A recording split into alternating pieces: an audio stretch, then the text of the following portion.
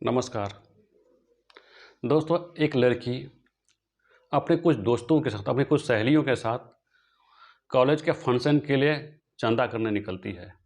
चंदा करते करते एक ऐसे घर में जाती है कि उस घर में एक मर्द रहता है और एक वहाँ काम करने वाली लड़की रहती है। और वहाँ जाके चंदा के लिए जाती है, उससे चंदा के लिए पूछती है तो उसके डाइनिंग टेबल में ऐसा चीज़ देख लेती है कि वहाँ से भाग कर जाती है, अपने माँ से गले से लिपट जाती है और पूछने लगती है। और ये सच्ची घटना है दोस्तों। और हम इस घटना में बात करने से पहले, अगर अभी तक आपने चैनल को सब्सक्राइब नहीं किया है तो सबसे पहले चैनल को सब्सक्राइब कर लीजिए और बेल आइकन को दबा दीजिए। दोस्तों, हम बात करने वाले हैं, बिहार का एक ज़िला है किशनगंज। किशनगंज ज़िले का एक तहसील है, एक ब्लॉक है कोचाधामन। कोचाधामन के अंतर्गत एक गांव आता है। उस गांव का रहने वाला होता है जिसका नाम फराज होता है और एक लड़की होती है नीलम। दोस्तों, ये प्रेम कहानी है। फराज बहुत दिनों के बाद दिल्ली से अपना घर आता है, काफ़ी सालों के बाद अपना घर आता है और रेडियो का मैकेनिक बनकर आता है। रेडियो का मैकेनिक बनकर आता है और आते अपने घर में, अपने गांव में एक कुछ लड़कियों का मतलब झुंड देखती है। वो झुंड, लड़कियों का झुंड एक पनघट के पास खड़ी होकर बातें कर रही थी। उसी में एक लड़की होती है नीलम। नीलम को देख के फराज उस पर फिदा हो जाता है और उससे मतलब मोहब्बत करना चाहता है, शादी करना चाहता है। कुछ दिनों का सिलसिला चला। फराज नीलम को देखा, नीलम फराज को देखी, लेकिन फराज का हिम्मत नहीं हो रहा था कि हम नीलम को अपना इजहार मोहब्बत करें, अपने मतलब प्रपोज करें, अपने प्यार के बारे में बताएं। कभी दूर से फराज नीलम के झुमके को देख रहा था, कभी उसके मतलब बालों को देख रहा था, कभी कुछ निहारता था। ऐसा सिलसिला चलता रहा। 1 महीना, 2 महीना, 6 महीना बाद फराज ने नीलम को इजहार मोहब्बत किया, अपनी मोहब्बत के बारे में बताया कि मैं तुमसे बहुत प्यार करता हूँ, क्या तुम मुझसे प्यार करती हो। तो क्योंकि ये 6 महीना का जो वक्त गुजरा था, तो 6 महीने तक नीलम ने भी फराज को देख रहा था और फराज से भी नीलम को मोहब्बत हो गई थी। उसको मतलब जब इजहार मोहब्बत किया तो इसको कोई इतराज़ नहीं हुआ, उसको एक्सेप्ट किया और दोनों आपस में मोहब्बत करने लगे। क्योंकि नीलम एक बहुत ही खूबसूरत लड़की थी उस गांव की, और हमेशा पनघट के पास आना, पनघट के पास मुलाकात करना, घंटों बातें करना। पनघट मतलब कुआं होता है, कुआं के पास गांव में कुआं था और उस जहाँ पे कुआं होता है तो अगल बगल के जितने भी गांव के लोग होते हैं सब वहीं से पानी उनी निकालते हैं, नहाते हैं, कपड़े उपड़े धोते हैं। तो नीलम भी पनघट पर के पास आया करती थी और ये भी फराज भी वहाँ पर जाया जाया करता था। घंटों दोनों की बातें होती थी। ये बात धीरे धीरे गांव में फैली। लड़की के माँ बाप को पता चला, लड़के के माँ बाप को पता चला। दोस्तों, फिर लड़का फिर दिल्ली चला जाता है, फिर आता है। 1 साल चला मोहब्बत। उसके बाद जब लड़का दिल्ली जाता है तो उसी गांव से एक रसूखदार ज़मींदार आदमी का गुज़र होता है। यानी कि वो आदमी जो गुज़र होता है उसका उम्र 50 साल के आसपास होता है। वो दूसरे गांव के होते हैं, बहुत रसूखदार होते हैं, ज़मींदार होते हैं। तो अपने गाड़ी में बैठकर शिकार करने के लिए निकलते हैं तो उस उस रसूखदार आदमी का नज़र नीलम पर पड़ता है। नीलम को देखकर वो फिदा हो जाता है। इस कदर फिदा हो जाता है कि वो घर जाता है, उसके लिए रिश्ता भेज देता है। क्योंकि अगर आदमी रसूखदार होता है, ज़मींदार होता है, रसूखदार होता है तो नीलम के माँ बाप को एतराज़ करने का हिम्मत ही नहीं होता है कि मैं रिश्ता नहीं करूँगा। लेकिन डर के मारे वजह से नीलम का रिश्ता तय हो जाता है उस 50 साल के अधेड़ उम्र के आदमी के साथ।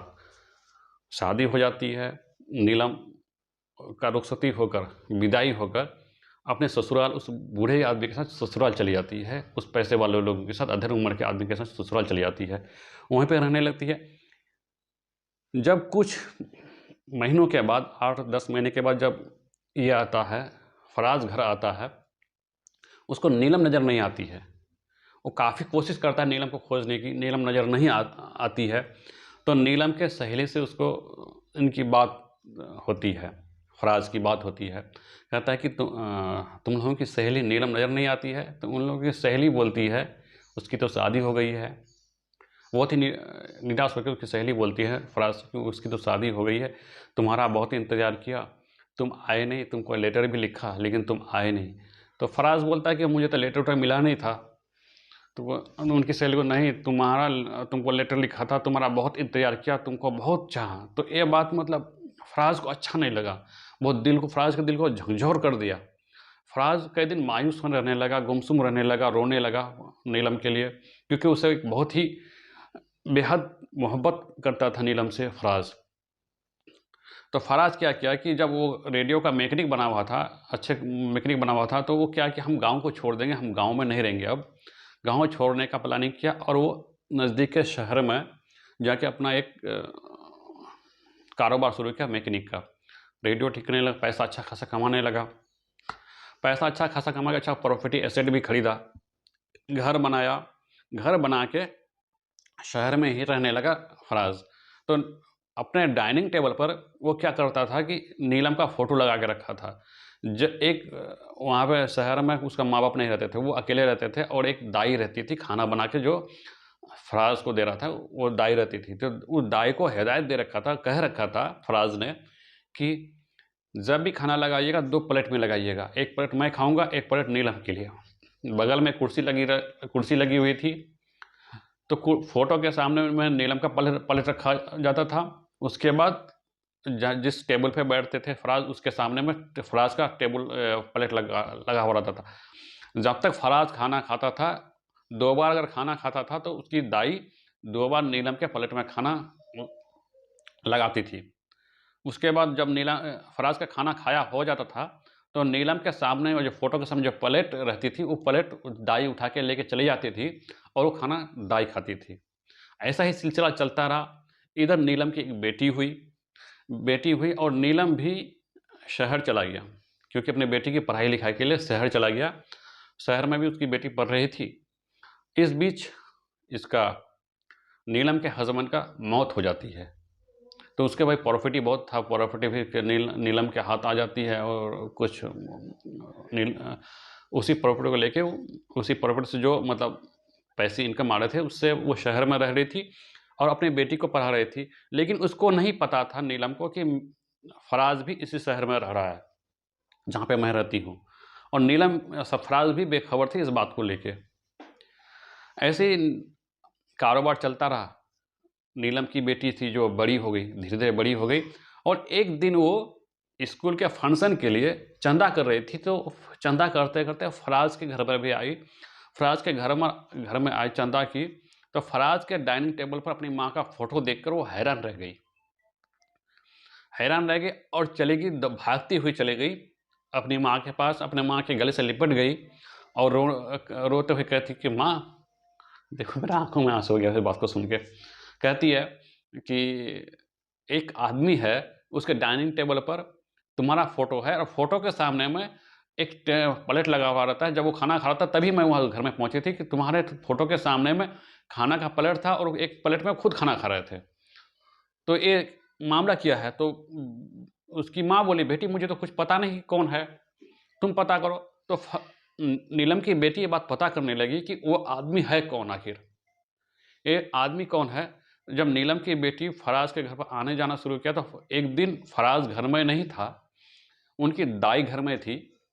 तो उनकी दाई से ये बात पूछी, नीलम की बेटी ने बात पूछी कि मामला क्या है। तो दाई ने कहा कि ये जो मेरे साहब हैं, ये जो मैडम की फ़ोटो लगी हुई है, इससे बहुत प्यार कर रहा था, लेकिन इनकी शादी नहीं हो पाई। उस लड़की की शादी किसी और आदमी से हो गया, बगल के गांव के किसी मतलब अमीर आदमी से हो गया, रसूखदार आदमी से हो गया। तो ये कुछ नहीं कर सका, लेकिन उससे इतना मोहब्बत करता है कि आज तक ये शादी नहीं किया है और उसके फ़ोटो के सामने हमेशा उसके फ़ोटो को देखते रहता है।